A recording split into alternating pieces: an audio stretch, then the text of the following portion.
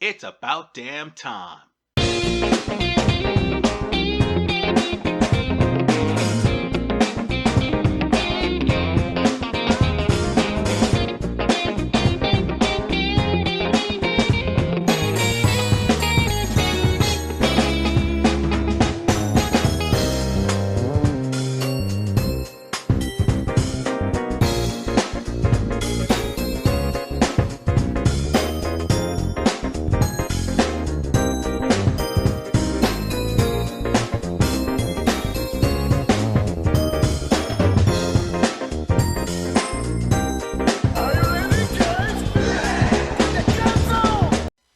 And thus the dick kicks begin.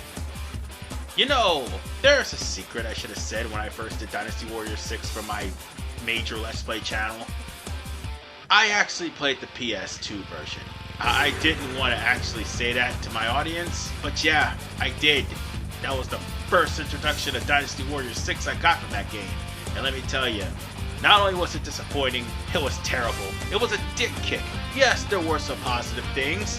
Too bad the positive stuff was on the Xbox 360, but even that was terrible too. I should have been a lot more harsher in my Let's Play of Dynasty Warriors 6, but unfortunately, I tried to be nice. I tried not to be negative, but you know what? This game kicked me in the dick so many times, especially the PS2 version. And the decisions Koei made just made me so angry, to the point where I am not holding back on this game. So with that said, folks, it is now time for the Dynasty Warriors 6/6 Special Review. Let's go. Back at 7, there was a part that made me rage, almost uncontrollably, that almost ruined the review. Now we're in the appropriate game where I should rage. Let the raging freaking begin. Yeah, this is the thing I was trying to point out back in the Dynasty Warriors 7 review.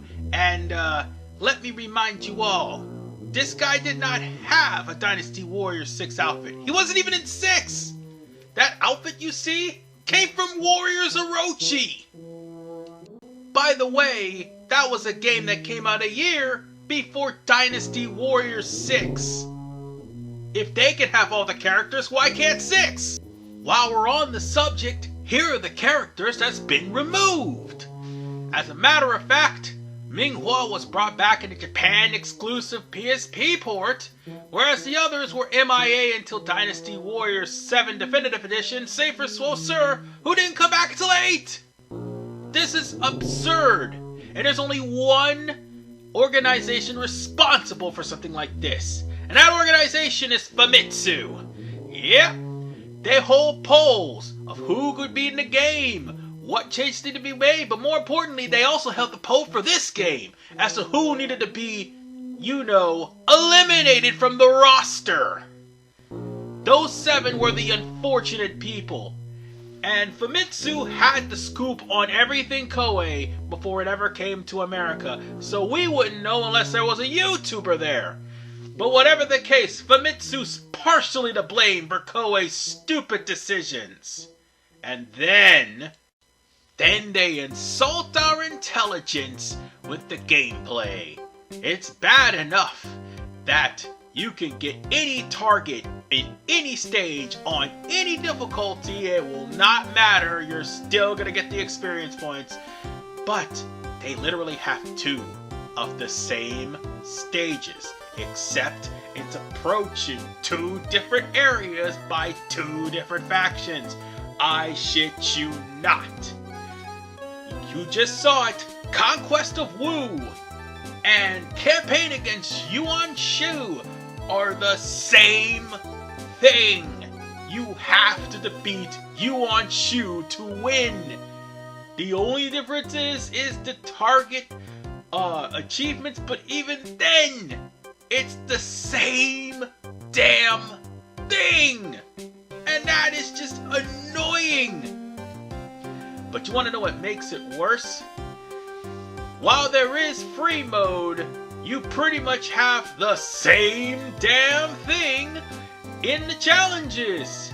You got your Gauntlet, you got your Rampage, which is technically a Gauntlet, you got your Sudden Death where you're fighting on one life, you got Havoc where you're just randomly breaking boxes for no goddamn reason, and even Speed 1 where you have to beat up everybody and capture all the bases within a certain amount of time.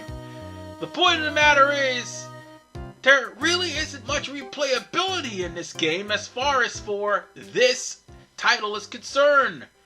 Because when we go to the officers, I mean, there really isn't much of a roster. I've unlocked just about everybody by the time of this. This was my very first attempt at this playthrough, by the way. Most of the video clips I got was from the Xbox 360 version, because I'm not playing the PS2 version. You want to know why? You see how the screen is like this? That's because of the fact that I was terrible at editing at the time when I did this playthrough. That's literally what the PS2 looks like. I shit you not, they screen crunched that bitch! And guess what else they also did? Clone weapons. Clone weapons for everyone. No originality whatsoever, and 5 was trying to stray away from that. And the final insult, they tried to add it to where difficulty actually matters with an achievement. Even though they took everything out for the PS2! Ah, yes, the Battle of Yiling. Let's not forget about this sorry-ass stage. Diddly dark in the Xbox 360 and the PS3. And unfortunately, I was using a capture card. See, here's the thing. I tried to brighten it up as much as I can. I couldn't go any brighter with my capture card. And you want to know something else? Draw distance does not help. And if it's dark here, let me paint a picture. Playing this annoying ass stage on PS2, trying to meet the target to defeat Zhuge Liang on the PS2. You can't see shit because it is so dim and screen crunched to the point where you don't know if it's the actual border of the actual video or the goddamn stage itself. And even worse, if Lu Xun ends up being killed any time in this godforsaken stage, do you want to know what happens? You will be lost in the stage, because you have to follow them in order for you to find Zhuge Liang. And that's the bad part. You wouldn't even know that you need Lu Xun in this damn stage unless the game actually tells you. And the worst part about this is every generic officer you beat in this stage will only get stronger so long as the maze is still running. So you have no choice but to try to keep Lu Xun alive. So, with that said, yeah, Yiling is bullocks. And you want to know what else is bullocks? The Renbu system. Yeah, you witness it firsthand. You just have to keep pressing a button, over and over again to up your Renbu to infinite. It'll only become infinite once you max out your character at level 50 with the Crystarium that they got. That's why I say difficulty does not matter, because once you get to level 50, you are going to have max Renbu. You're going to max out your little Crystarium. They don't have any legendary weapons.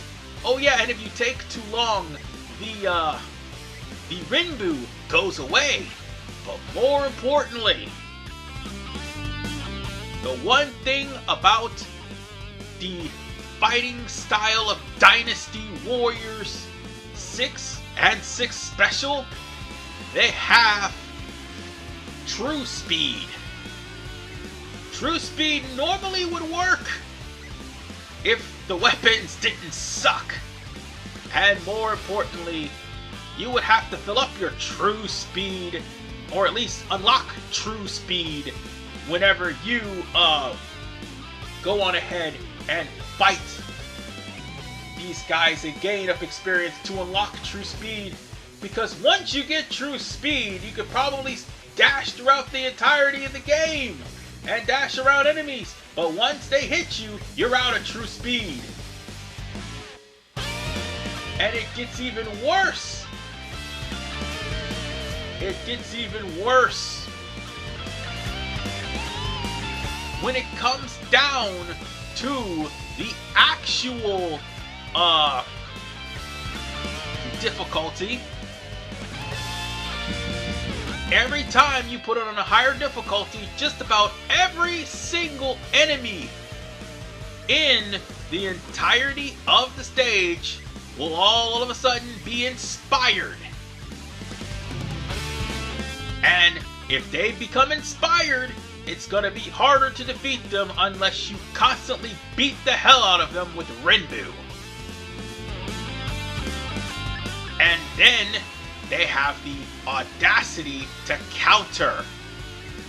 You think that would make it hard? No! Once you manage to get a level 3 weapon from easy, I might add, you will be able to curb stomp practically everyone in the game. And oh yeah, True Warriors of the Three Kingdoms? Doesn't matter. You're gonna get 1,000 by the end of the stage anyhow. While we're on the subject of weapons, they're randomized. War horses, randomized. Oh, you don't get the specialty horses like Shadow Runner, or Red Hair, or Hex Marks. No. You get random war horses that may have the power of Red Hair, but they're anything but. As for the weapons, you got either standard, skill, or strength. And depending on which one you pick, they're either A, going to be very, very powerful, but it will slow down Renbu, or B, get Renbu over time and be extremely fast, but are absolutely slow as hell as far as the attacks, or should I say, low as hell in attack. But whatever the case, you're gonna randomly get weapons. You'll probably get 100, you'll probably get 90. It doesn't really matter. But if you think you're gonna get anything higher than that in a higher difficulty, the answer is no. All those weapons I got were literally from easy. And that's all the reason why difficulty doesn't mean jack shit in this game. Might as well go Scorched Earth, because Koei in their infinite wisdom thought that expansion needed for the Xbox 360 and the PS3 would have been better off for the PS2 and PSP, which went the way of the dodo by 2013. They already released Dynasty Warriors 8 by then. These guys are fucking idiots for doing this. And with that, I have nothing else to say except let's just go to the pros, because at least there are some. But before we get to the pros, I like to also point out there's only 41 characters in this game, and less than half of them gets a Musou. Oh, it gets extended in the PS2 and PSP version, but less than half of them gets a Musou. Let that sink in for a second. Okay, there are some pros. First and foremost, Dynasty Warriors 6 and to a degree 6 Special has the best soundtrack in the game next to Dynasty Warriors 7, even though it doesn't deserve it. And also, this is the first game that'll allow horse jump, horse swimming, jumping, and climbing up ladders. Not to mention destroying siege weapons for the first time. And this is the first game that introduced all of that, which was made better by Dynasty Warriors 7. However, this game has weapon allocation, good voice acting, and also a good base system at least. and also good countering and the throw system. That's the only thing good about Rimbu I'm going to give props to. Because without a shadow of a doubt, this game could have been something special with those good aspects. But then I remember 6 Special exist. Then I remember Dynasty Warriors trying to give a last hurrah for the PS2, even though the PS2 wasn't slated to go the way of the dodo until 2013. Same thing with the PSP. Which, serious to God, they could have at least made at least one Extreme Legends update with Dynasty Warriors 6, but they gave up on it, as well as they gave up on Dynasty Warriors 6 Empires, and at the same time they gave up on Samurai Warriors 3. This game was the reason. This game was the reason for it, and no matter how much I try to be positive about this game, no matter what good aspects this game has, the stupid decisions that Koei made mar this game. 6 Special should have never existed, or if it did, it should have actually done more to like bring back the characters that was pretty much gone to the Xbox 360 version, as opposed to going to consoles that, while they still had some sort of relevancy, they would have been downscaled for consoles, as opposed to being upscaled for consoles like Dynasty Warriors 5 was. And the point of the matter is, I'm getting so mad that I'm stuttering here, so much they could have done. Even with the random duels, so much they could have done to make this game great. And what do they do? Try to placate to game journalists because they're sick and tired of getting bad scores for games that are actually good. There would have been a point where everyone in the Koei fandom would have defended Koei from the game journalists. But 6 is the reason why people started turning their backs on them. 6 was the reason why everyone lost hope. 7 gave us that hope back. And then 9 was created later on. It's shit like this that makes me angry. On to the rating. And now it's time, with everything compiled, to give the rating for this game. After everything you've done, after all of the bad decisions you made in the many attempts to kiss up to the game's journalists, they gave you a terrible score. As will I, and it's a 2-for-1 sale.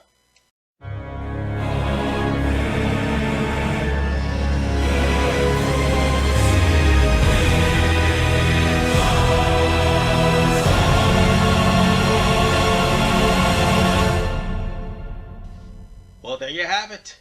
My very first Con Award recipient, and it was from the very franchise I loved. At least a game that almost killed it.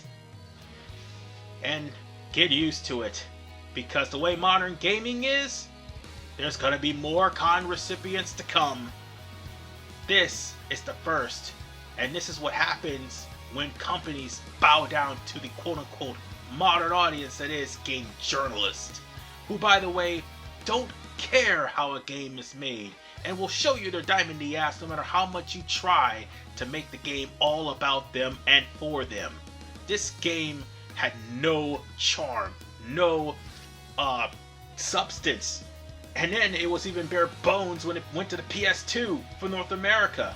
So with that said, reflect on your actions, Koei, or else more games will be getting this award for the time being. This is RVMad985. Thank you all for watching.